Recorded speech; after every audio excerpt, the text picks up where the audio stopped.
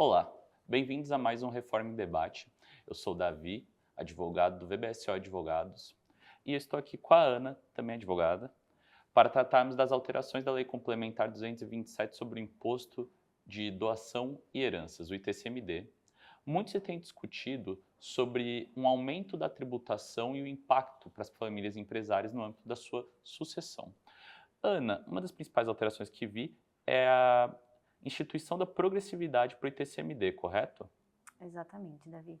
Na verdade, esse ponto de trazer, essa ideia de trazer alíquotas progressivas para o TCMD é algo que já veio com uma alteração da Constituição Federal em 2023, pela Emenda Constitucional 132, e agora a Lei Complementar 227, ela traz essa ideia de uniformizar o ITCMD entre os estados, trazendo algumas normas gerais, e um desses pontos trazidos é justamente a progressividade de alíquotas.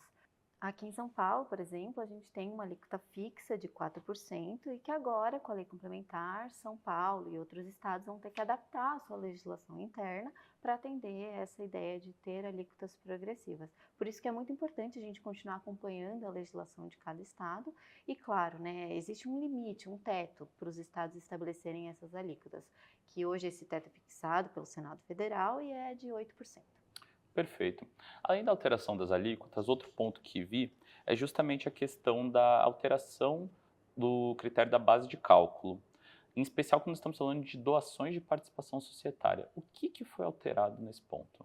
Esse é um ponto muito espinhoso da Lei Complementar 227, porque em termos de base de cálculo de TCMD, o valor de mercado sempre foi base de cálculo do imposto. Acontece que alguns estados, em se tratando de doação de participação societária, alguns estados permitiam o valor de patrimônio líquido da empresa como base de cálculo do TCMD. Então, esse valor de patrimônio líquido era aceito como o valor de mercado da empresa. Agora, com a Lei Complementar 227, a gente teve aí uma mudança. A Lei Complementar prevê que a base de cálculo do TCMD, nesse caso de doação de participação societária, vai ser o valor de patrimônio líquido ajustado com base no valor de mercado dos seus ativos e passivos. Então, isso é um ponto muito importante, principalmente para planejamento acessório envolvendo o uso de holdings, por exemplo, porque agora a gente precisa avaliar o valor de mercado de cada um dos ativos integrantes da empresa para calcular o imposto devido na transferência desse patrimônio. Então, isso, claro, que representa um provável aumento do imposto, né? Por isso é importante acompanhar a legislação dos estados, mas esse é um ponto que tende a ser um ponto de conflito futuro entre o fisco e os contribuintes. Entendi. Uma outra questão também é sobre a legislação complementar agora falar sobre os trusts, que são uma figura que sempre gerou debate no âmbito tributário, já tinha uma previsão na Lei 14754 de 2023, mas que foi alterada. O que foi alterado agora para os trusts? A Lei Complementar 227, ela reforça a positivação do trust, que já foi trazida pela Lei 14754, mas ela traz algumas previsões específicas para fins do ITCMD em estruturas envolvendo o trust.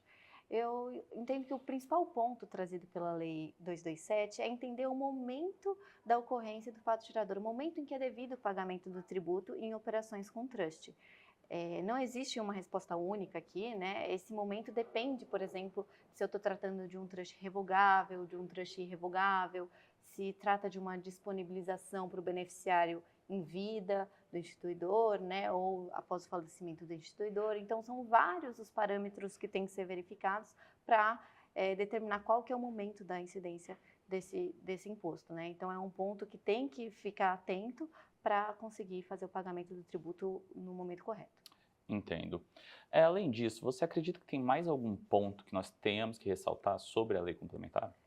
Eu acho que a lei complementar ela trouxe um ponto positivo, principalmente em relação a planejamentos acessórios envolvendo a doação de bens com reserva de usufruto, porque sempre existiu, na verdade, né, uma discussão sobre se o ato de revogação de usufruto seria um fato gerador do ITCMD ou não.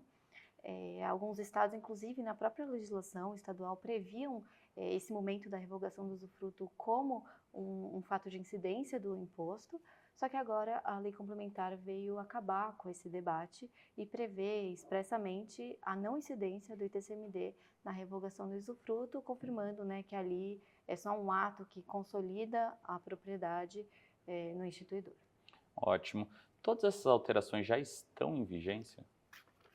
Esse é um ponto muito importante, principalmente para fim de planejamento sucessório, porque o ITCMD ele é um tributo que está sujeito à chamada anterioridade anual. O que isso significa, né? Se a lei complementar ela foi publicada só em janeiro desse ano, em janeiro de 2026, as alterações só vão passar a ser exigíveis em 2027. Então, na prática, isso acaba abrindo uma janela para planejar a sucessão. Então, 2026 acaba sendo um ano muito importante de atenção para quem planeja pensar na sua sucessão, realizar um planejamento sucessório, né? Inclusive, esse cenário todo aqui mostra a importância de um bom planejamento sucessório, não apenas para fins de destinação dos bens conforme a sua vontade, ou então para prevenir conflitos familiares no futuro. O planejamento sucessório também é importante para você conseguir uma economia tributária.